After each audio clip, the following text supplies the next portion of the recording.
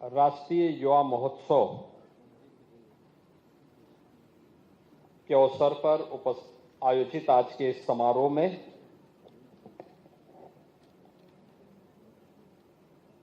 प्रदेश सरकार में मंत्रिमंडल के मेरे वरिष्ठ सहयोगी, उप मुख्यमंत्री श्री ब्रजेश पाठक जी, प्रदेश के खेल और युवा कल्याण विभाग के मंत्री श्री गिरीश चंद्र यादव जी, लखनऊ की महापौर श्रीमती सुषमा खडकवाल जी, माननीय विधायक डॉक्टर नीरज बोरा जी, ओपी श्रीवास्तव जी, खेल और युवा कल्याण विभाग के सचिव श्री सुहास एलवाई जी, आज के इस युवा महोत्सव कार्यक्रम और राज्य स्तरीय विवेकानंद यूथ अवार्ड कार्यक्रम में उपस्थित प्रदेश भर से आए हुए हमारे सभी युवक मंगल दल, महिला मंगल दल और अन्य विभिन्न सामाजिक संगठनों के हमारे युवा साथियों, बहन और भाइयों,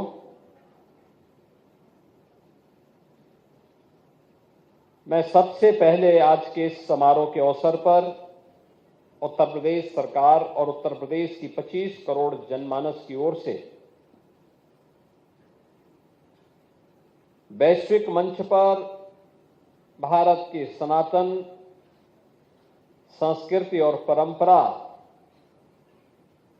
को मजबूती के साथ रखने वाले भारत के उस युवा सन्यासी को,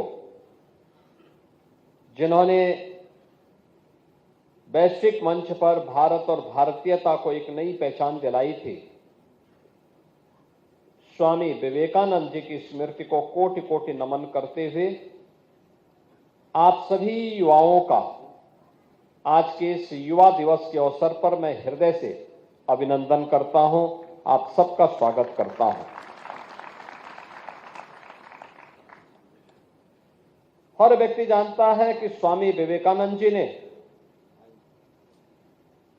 दुनिया की सबसे प्राचीनतम संस्कृति में से एक भारत की सनातन संस्कृति को,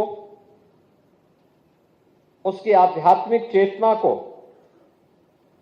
और वैश्विक मंच पर अपनी बौद्धिक प्रतिभा से परिचित कराने में एक बड़ी भूमिका का निर्वहन किया था।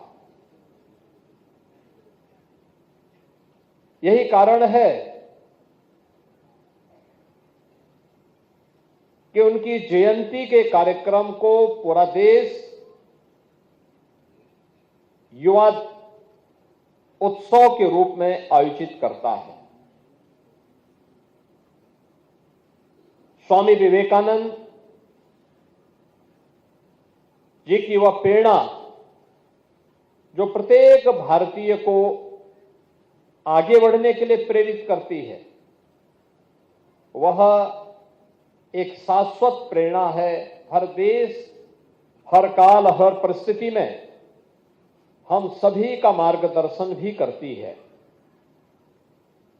एक ओर जहां हम लोग स्वामी विवेकानंद जी का स्मरण कर रहे हैं, वहीं दूसरी ओर आज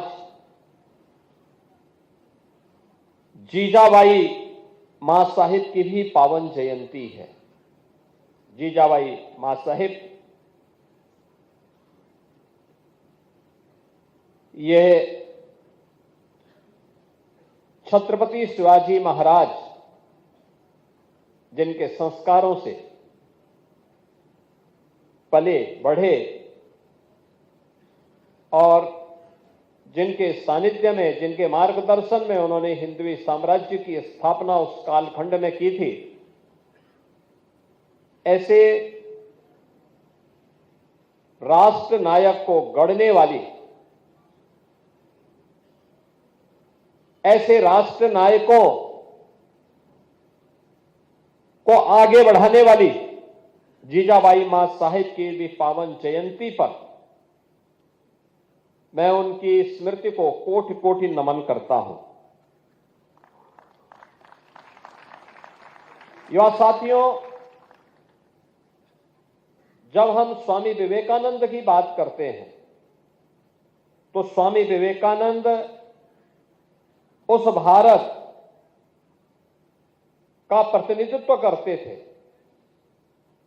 जो भारत उस समय अपनी सुप्त चेतना के कारण आत्मबोध लगभग खो सा चुका था।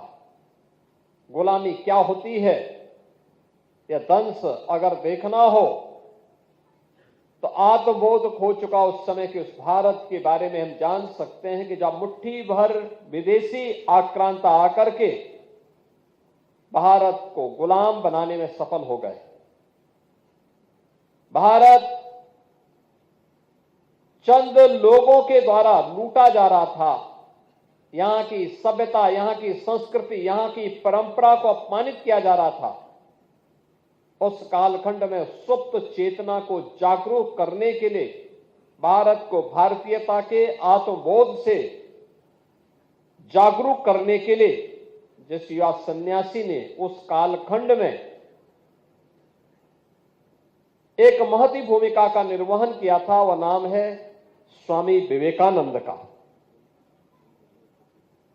स्वामी विवेकानंद की पूरी यात्रा के बारे में जब हम लोग अवलोकन करते हैं, उनका बचपन का नाम नरेंद्र था। नरेंद्र से स्वामी विवेकानंद की ये यात्रा एक साधक से एक युग परिवर्तक की यात्रा है।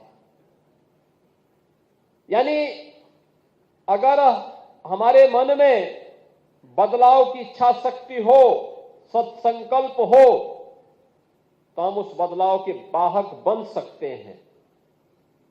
लीक से हट करके चलने की वह प्रेरणा हम सबको आगे बढ़ा सकती है। और उन्होंने अपने जीवन का मंत्र भी बनाया था। भारत के कठोपनिषद के उस मंत्र को, जिस मंत्र ने कहा था उत्तिष्ठ जागृत प्राप्य वरान्य बोधत, यानी उठो, जागो और लक्ष्य की प्राप्ति तक मत रुको। यानी हर भारतीय के लिए और खास तौर पर युवाओं के लिए यह मंत्र एक नई प्रेरणा बनी थी। उनका स्पष्ट संदेश था, लक्ष्य पर एकाग्रता, संकल्प पर दृढ़ता और कर्म में निरंतरता। यह जब तक नहीं होगी तब तक सफलता प्राप्त नहीं हो सकती। सफलता प्राप्त होने के लिए ये तीनों आवश्यक हैं कि लक्ष्य के प्रति हमारी एकाग्रता हो, संकल्प में उतनी ही दृढ़ता हो और कर्म में हमारी निरंतरता भी होनी चाहिए।